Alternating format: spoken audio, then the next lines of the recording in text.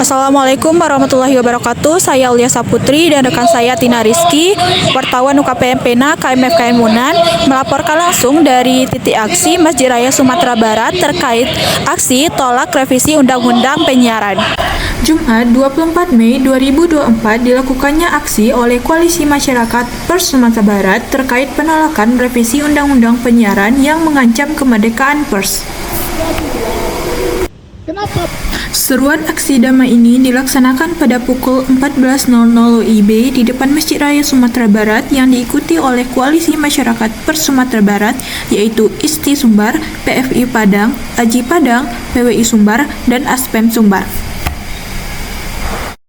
Pasal 22 ketentuan bahwa muatan jurnalistik dalam isi siaran lembaga penyiaran harus sesuai dengan P3, SDS, dan ketentuan peraturan undang-undang. Dilaksanakannya aksi ini didasari oleh adanya pasal-pasal yang dianggap menghambat kebebasan pers di Indonesia.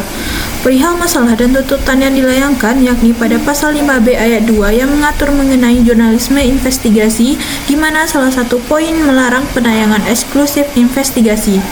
Selain itu, revisi Undang-Undang Penyiaran juga berpotensi menimbulkan tumpang tindih kewenangan antara Komisi Penyiaran Indonesia atau KPI dengan Dewan Pers soal sengketa jurnalistik.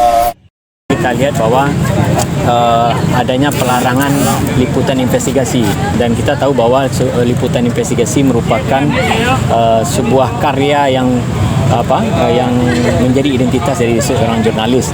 Dan juga pasal yang cukup rawan tersebut adalah salah satunya itu bahwa setiap persoalan jurnalis nanti tidak lagi dibahas oleh Dewan Pers tapi diambil alih oleh KPI. Ini tentunya sangat bertentangan dengan Undang-Undang Nomor 40 Tahun 99 dan banyak pasal-pasal lain yang tentunya multitafsir dan akan melemahkan fungsi pers. Dan dari pasal-pasal tersebut jika diketuk, ini tentunya akan membuka ruang bagi korupsi di Indonesia akan makin terbuka karena tidak ada lagi sosial kontrol dari pers karena ada pelarangan dari liputan investigasi. Setelah ini seperti apa aksi kita? Ya, setelah ini kita akan coba menyuarakan. Jadi kita sudah berkoordinasi dengan Dewan Pers Pusat, organisasi pers. Kita juga akan mendatangi sejumlah anggota DPR RI maksudnya, terutama Komisi 1, supaya kita bergerak bersama dalam merevisi undang-undang ini, karena jika ini diketok palu ini tentunya akan membawa kemunduran dari pers itu sendiri gitu. Karena ini bukan hanya bicara tentang kepentingan pers, ini bicara kepentingan masyarakat. Karena masyarakat wajib tahu apa yang terjadi. Dan kita yakin ini jika anggota DPR ini berpikir secara lurus, pasti mereka mengabulkan apa yang dituntut oleh kawan-kawan jurnalis di Indonesia ini. Dan jika tadi pertanyaannya apa langkah yang akan dilakukan, kita akan datangi itu kantor DPR RI dan akan ada gerakan bersama nantinya untuk melakukan diskusi maupun audiensi bersama wakil-wakil rakyat yang ada di Parlemen Senayan. Terima kasih, Bang. Ya. Saya Ulia Saputri, saat ini bersama dengan narasumber saya pada aksi kali ini. Boleh Kak perkenalkan dirinya dan berasal dari mana Kak? Ya, saya Novia Harlina, Ketua Aliansi Jurnalis Independen Padang. Medianya liputan6.com. Baik Kak, langsung saja. Apa yang menjadi latar belakang acara ini, aksi ini Kak? Ya, aksi ini sebetulnya aksi damai ya, aksi bersama dengan sejumlah organisasi pers Sumatera Barat, yaitu AJI, kemudian EJTI, kemudian PWI dan juga PFI. Aksi demonstrasi ini dalam rangka menolak RUU Penyiaran, di mana terdapat pasal-pasal bermasalah dalam revisi UU Penyiaran itu gitu. Ya, jadi ada beberapa pasal yang bermasalah. Salah satunya adalah pasal 50 50 ayat B yang dimana di situ mengatur mengenai jurnalisme investigasi. Nah, salah satu poin di dalam pasal itu adalah melarang penayangan eksklusif hasil liputan jurnalisme investigasi.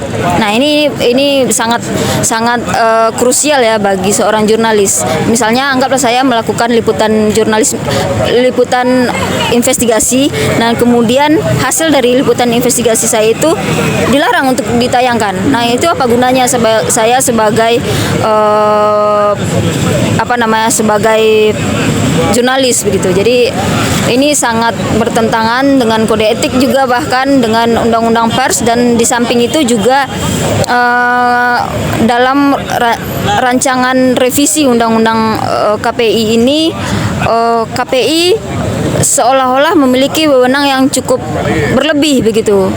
Jadi wewenangnya itu lebih luas lagi, dan juga banyak pasal-pasal karet yang di dalamnya dibuat mengenai misalnya ujaran kebencian, berita bohong. Benar, kita menolak berita bohong, tapi tidak serta-merta itu masuk ke dalam pasal karet, ke dalam pasal-pasal itu yang kemudian menjadi pasal karet dan bisa mengancam juga bukan hanya jurnalis, tapi juga para konten kreator, juga masyarakat, juga jurnalis warga begitu. Nah, ini itu yang melatar belakangi kita melakukan aksi kali ini, dan aksi ini bukan hanya di Sumatera Barat.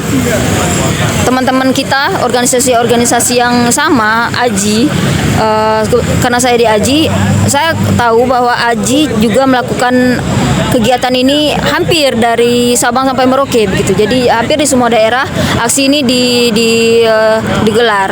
Nah, ini harapannya untuk supaya pemangku kepentingan benar-benar mendengar suara-suara kita, suara-suara jurnalis, suara masyarakat, karena ini dampaknya bukan hanya untuk jurnalis tapi juga untuk masyarakat luas, untuk para pekerja-pekerja digital begitu. Nah, ini yang melatar belakangi kegiatan kita hari ini.